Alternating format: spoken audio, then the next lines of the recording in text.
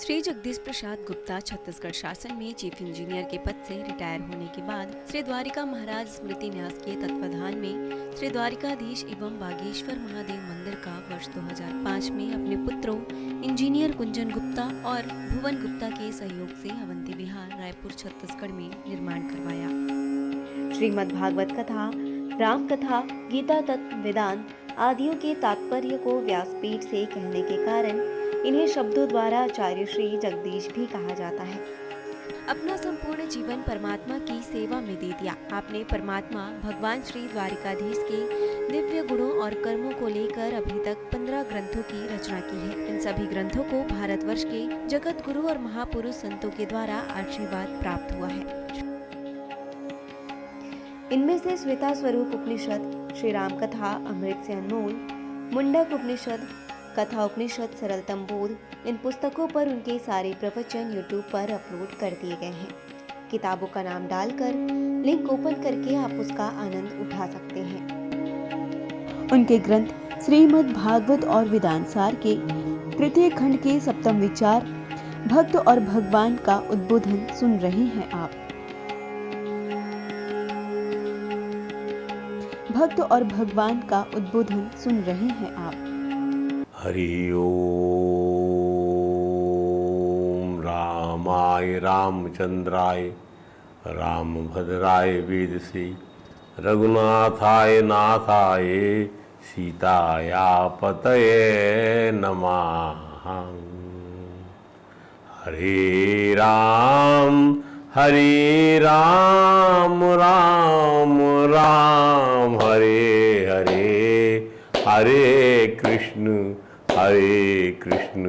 कृष्ण कृष्ण हरे हरे। बोलिए परात्पर परम त्रिलोकी नाथ, भक्त वांछा कल्पतरु, भक्त वत्सल कृपण वत्सल शरणागत वत्सल भगवान श्री द्वारकाधीश महाराज की जय। भगवान श्री बांके बिहारी लाल की जय। भगवान श्री रास बिहारी लाल की जय। भगवान राधा दामोदर नाथ की जय। भगवान राधा कृष्ण सरकार की जय। श्री सद्गुरु भगवान की जय। समस्त गुरु भगवान की जय। श्री चैतन्य महाप्रभु जी महाराज की जय। देवर्षि नारद जी महाराज की जय। भगवान श्री व्यास जी महाराज की जय। परम भागवत भगवान श्री सुखदेव जी महाराज की जय। जय श्री राधे, जय जय श्री श्याम। आइए श्रीमद् भागवत वेदांत सार खंड 3 जो हमारा ग्रंथ है उसमें रामचरित के बारे में जो है लिखा गया है। रामचरित के बाद ही भगवान श्री कृष्ण का चरित्र आप सुन पाएंगे। ये ध्यान देखिए, सूर्यवंश में भगवान कृष्ण का, श्री कृष्ण राम का अवतार हुआ और उनकी अद्भुत लीला का आप जो है रसपान कर रहे हैं। भगवान राघवेंद्र तापसी वेश धारण करते हुए, जटा जूट बांधे हुए, तरकस तीर साधे हुए अपनी सहधर्मणी माँ जानकी के साथ और अपने अनुज भ्राता श्री लक्ष्मण जी के साथ माता कौशल्या से आज्ञा लेके महाराज दशरथ के दर्शन करने उसके महल में पहुँचते हैं, ताकि वह जो है उनकी आज्ञा के अनुसार वनवास के लिए प्रस्थान कर सकें। जब वो वहाँ पहुँचते हैं दर्शन के लिए, जो प्रसंग आता है उस प्रसंग पर हम जो है कल ज़्यादा विचार नहीं कर पाए थे। तब जब उन्होंने आशीर्वाद मांगा रामचंद्र जी ने, भगवान ने क्या कि पितुआ शीस आयसु मोहि दीजे, हरस समय विस्मय कत कीजिए। अरे पिताजी, ये समय हर्ष का समय है। ये देखिए कितनी गूढ़ बातें होती हैं महापुरुषों की और भगवान की। जब महापुरुषों की बातें गूढ़ होती हैं तो परमात्मा की बातें हैं। हर्ष का समय है, ये वही जानते हैं हर्ष का समय क्या है। विस्मय कत कीजिए, विस्मय मत करिए आप इस हर्ष की घड़ी के लिए आपको विधि ने जो है चुना है, चयन किया है आपकी तपस्या के अनुसार। इसको क्यों भूलते हैं पिताजी। तात किए प्रिय प्रेम प्रमादो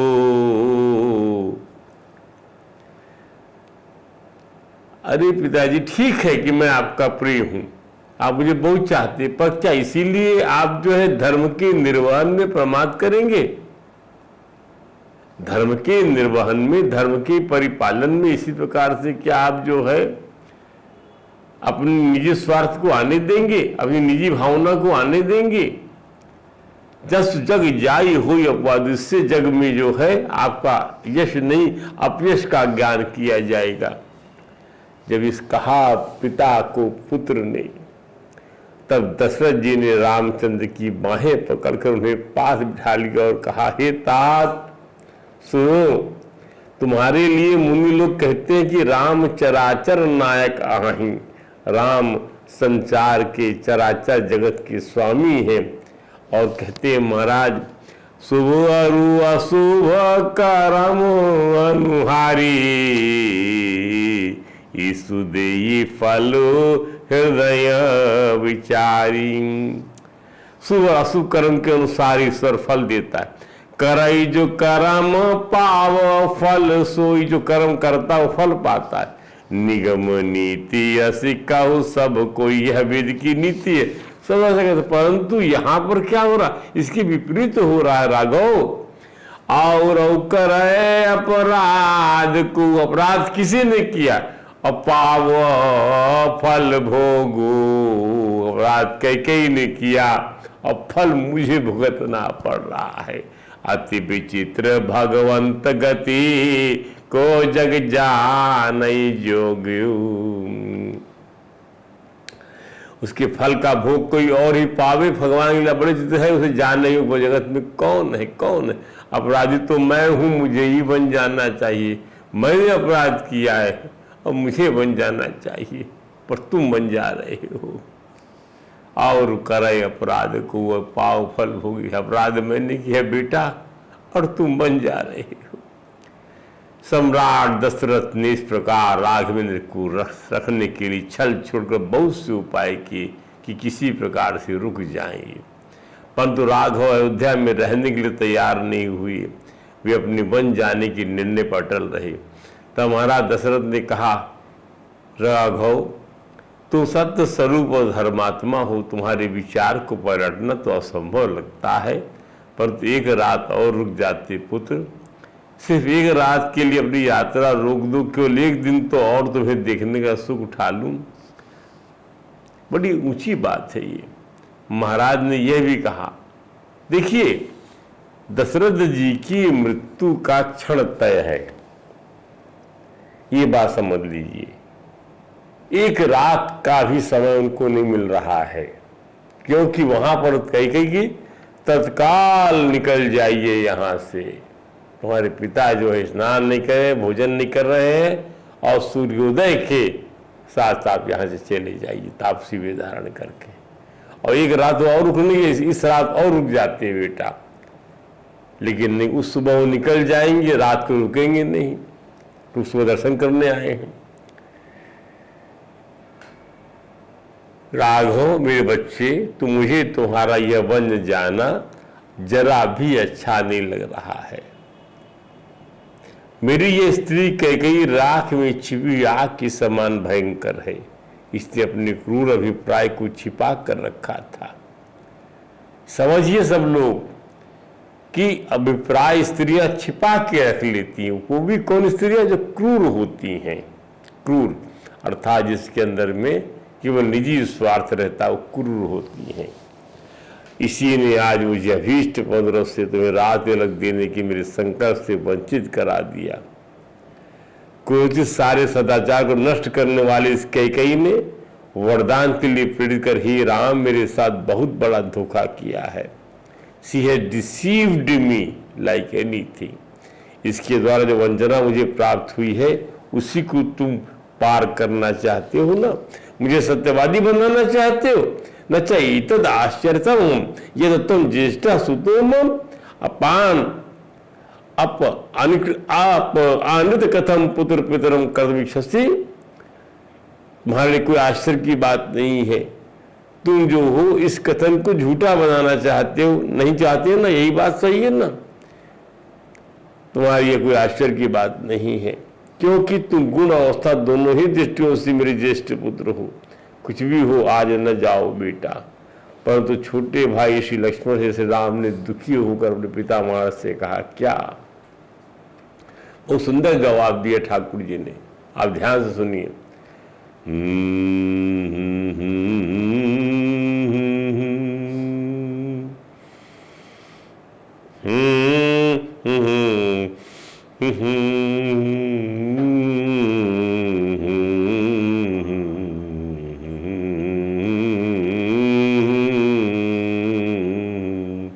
प्रास्यामि यान्य गुणवान को में स्वस्थान प्रदास्यति। पिताजी आज मैं जाऊंगा तो जिन गुणों का को प्राप्त कर लूंगा, आज जाने से जिन लाभ को मैं प्राप्त कर लूंगा, प्राप्स्यामि यान अद्य गुणान, जिन गुणों को मैं आज जाने से प्राप्त करूंगा, जिस लाभ को, वो कल मुझे कौन देगा। वो लाभ मुझे कल जाने से नहीं मिलेगा पिताजी। अपक्रमण मेवातः सर्वकारमय रहम वृणे। अर्थात आज यहाँ रहकर जिन उत्तम अभीष्ट पदार्थ को पाऊंगा, उन्हें कल से कौन देगा। कल भी लाभ तो मुझे मिलने से रहे पिताजी, क्योंकि मैं तो वनवासी हो चुका हूं ना। आज राशि ठाट बाट मुझे देंगे, कल थोड़ी मिलेगा मुझको। आज से मुझे लाभ मिल जाने दीजिए। कई लोग यही सोचते हैं कि 10-10 मिनट के लिए और ऐसा मिल जाए, 10 मिनट वैसा और मिल जाए। बचना चाहिए इससे। अपने लक्ष्य से एक मिनट के लिए विचलित नहीं होना चाहिए, तब आपको मंजिल प्राप्त होगी। अक्सर लोग अपनी मंजिल को भूल जाते हैं और यहाँ वहाँ भटक जाते हैं। खाना कहाँ, घर में खाना है, बाहर खा के आते बीमार पड़ जाते हैं। कई बार देखा हमने, जहाँ पहुंचना है 4 बजे वहां पहुंचते हैं रात के 7 बजे। सब बात बिगड़ जाती। वो लाभ और गुण, वो लाभ उनको प्राप्त नहीं हो पाता। लाभ मिलता है उस घड़ी को जी लीजिए आप भरपूर। हे महाराज, मैं संपूर्ण कामनाओं के बदले आज ही यहां से निकल जाना ही अच्छा समझता हूं और इसी का वर्णन करता हूं। सर्व कामई अहम वृणे अवक्रमणम एव अतः सर्व काम। सारी कामनाओं का मैं अतिक्रमण करके आज ही यहाँ से निकल चाहता, इसी का मैं वर्णन करता हूँ। श्री राघव ने अपने पिता महाराज से यह भी कहा कि हे महाराज, मैंने अपने मन को सुख देने अथवा स्वजनों का पूरी करने के लिए राज्य लेने की इच्छा नहीं की थी। आपकी अभिलाषा और आज्ञा का यथावत पालन ही उस राज तिलक का आधार था। पिताजी, आप अपना दुख दूर करें, इस प्रकार आंसू ना बहाएं।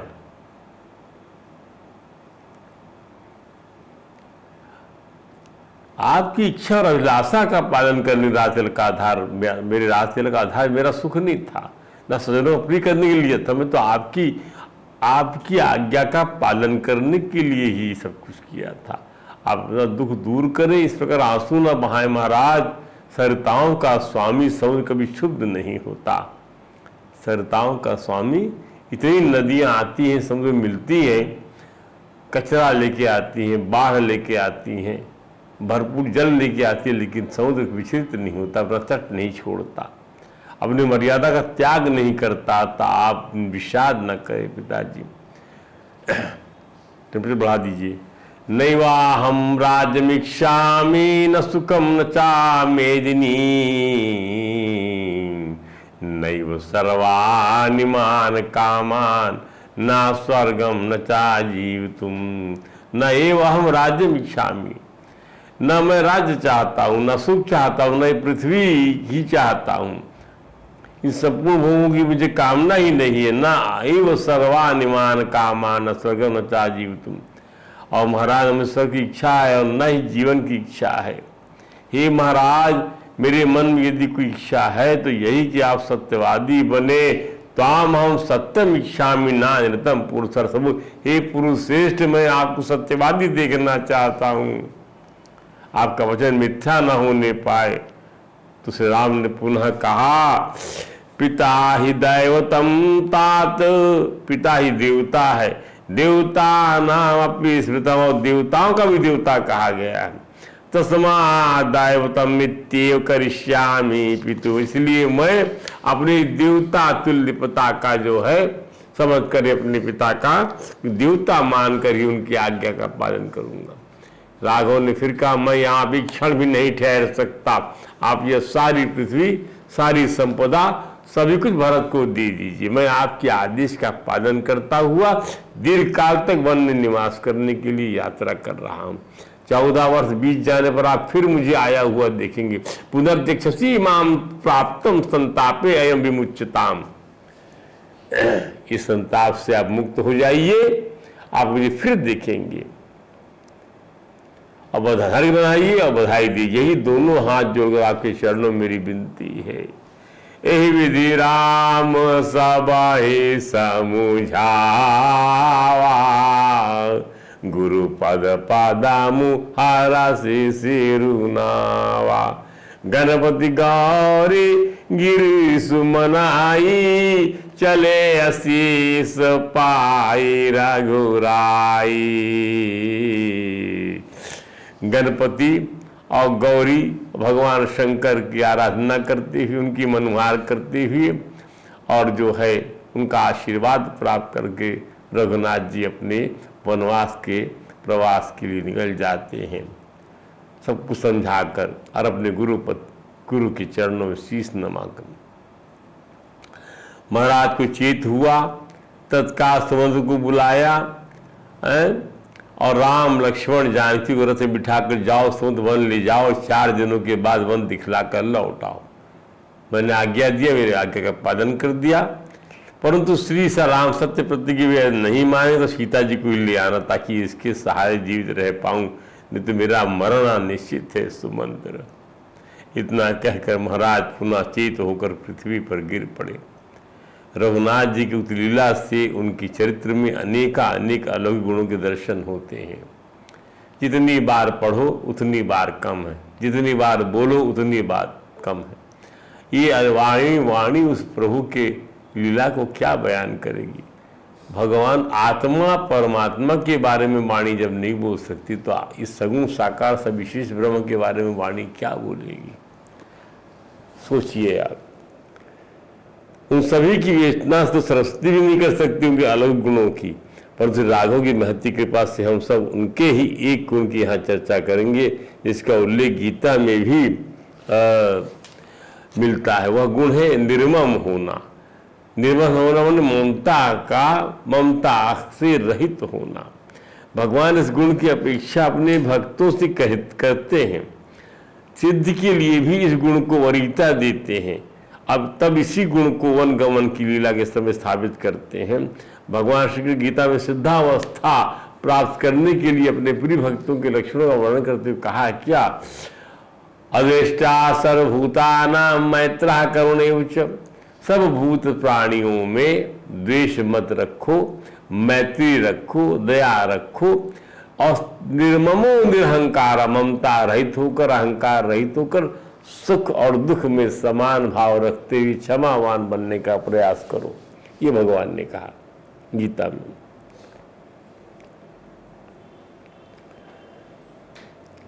साधक जहां एक और प्राणियों पदार्थों से ममता हटाने की चेष्टा करता है,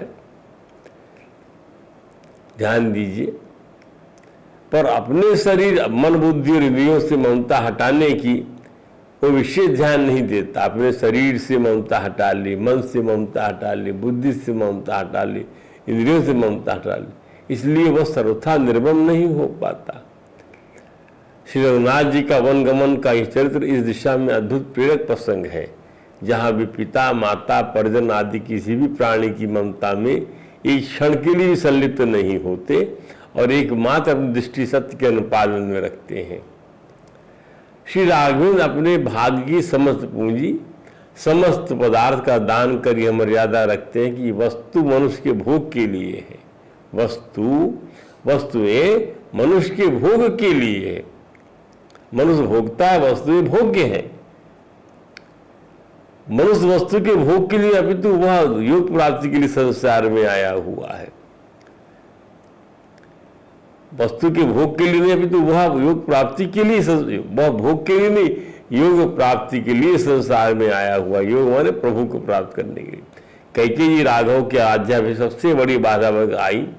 श्री राघव के राज्याभिषेक से अयोध्या की सारी धन संपदा और प्रजा पर उनका अधिकार होता, उनकी जय जयकार होती, बंदीजन उसका स्तुतिगान करते, राजसी भोजन, राजसी वैभव, विलास के अनुकूल दिनचर्या होती। परंतु कैकेयी जी ने उन्हें वन भेज कर इसे बाधा पैदा कर दी। परंतु श्री राम का बर्ताव अपनी इस विमाता के प्रति लेश मात्र भी द्वेष का नहीं रहा। ध्यान दीजिए, अद्वेष्टा सर्वभूता नाम अर्थात किसी भी प्राणी के प्रति द्वेष भाव न रखने जैसे दिव्य लक्षणों से उनका चरित्र सभी प्राणियों को कृतकृत्य करता है। श्री राघव सुख दुख की प्राप्ति में समभाव रखते हैं। श्री राघव के चरित्र में संतुष्टा सत्तम योगी यतात्मा दृढ़ निश्चया के भी दिव्य गुणों के दर्शन वन गमन की लीला में देखने में आते हैं। जिसे अपने स्वरूप का ज्ञान रहता है वह नित्य निरंतर संतुष्ट रहता है। भक्त हो चाहे भगवान, जो नाशवान संसार की, उसे नाशवान संसार की कोई आवश्यकता नहीं आता, उसके संतोष का कोई कारण ही नहीं रहता। इस संतुष्टि में कारण है कि वह संसार के किसी प्राणी पदार्थ के प्रति किंचित मात्र भी महत्व बुद्धि नहीं रखता। संत कबीर ने इसीलिए कहा है क्या, गोधन गज धन बाज धन और रतन धन खान। गोधन मतलब लाखों लाखों गौओं का विशाल जखेड़ा आपके पास में हो, हाथी घोड़े हो, बाज हो, घोड़े हो, रतन धन सोना चांदी रतन आदि हो, पर जब संतोष का धन नहीं आता, सारे धन जो है धूल के समान है, धूल के समान है। संतोष नहीं आया, वो धन आपको जला देगा। श्री राघव वन गमन के पूर्व इसका तात्पर्य क्या है, वे पर्याप्त अपने स्वरूप में संतुष्ट हैं और साधकों के लिए आदर्श स्थापित करते हैं। श्री राघव अपनी नर लीलाओं में यही स्थापित करते हैं कि उनका अपने मन बुद्धि इंद्रियों सहित शरीर पर पूर्ण अधिकार है। जिसे यह अधिकार प्राप्त होता है वही यथात्मा है। मन बुद्धि इंद्रियों सहित पूर्ण अधिकार प्राप्त कर लिए जो सिद्ध होते हैं, चाहे भक्त हो चाहे भगवान, उनको अपना मन अपनी बुद्धि वश में नहीं करना पड़ता, प्रत्युत वे स्वाभाविक ही उसके वश में रहते हैं। इसीलिए उसमें किसी प्रकार के इंद्रियजन दुर्गुण दुराचार आने की संभावना ही नहीं रहती। वास्तव में मन बुद्धि इंद्रियां स्वाभाविक रूप से सन्मार्ग पर चलने के लिए, किंतु संसार से राग युक्त संबंध रखने से ही मार्च्युत हो जाते हैं। आप भक्त हो चाहे भगवान हो, उसका संसार से कतई राग संबंध नहीं रहता, इसलिए उसकी मन बुद्धि इंद्रियां सर्वथा उसके वश में रहती हैं। अतः उसकी प्रत्येक क्रिया दूसरों के लिए आदर्श होती, जैसा कि भगवान राघवेंद्र के वन गमन की लीला है। श्री राघव पूर्ण ब्रह्म है, वही ज्ञान की परानिष्ठा भी है। इस परानिष्ठा को प्राप्त करने के लिए भी निर्मम होने की आवश्यकता है। गीता में योगेश्वर भगवान श्री कहते हैं कि अहंकार बल दर्प काम क्रोध परिग्रह ममता का त्याग कर शांत होने पर ही ब्रह्म स्थिति की पात्रता होती है।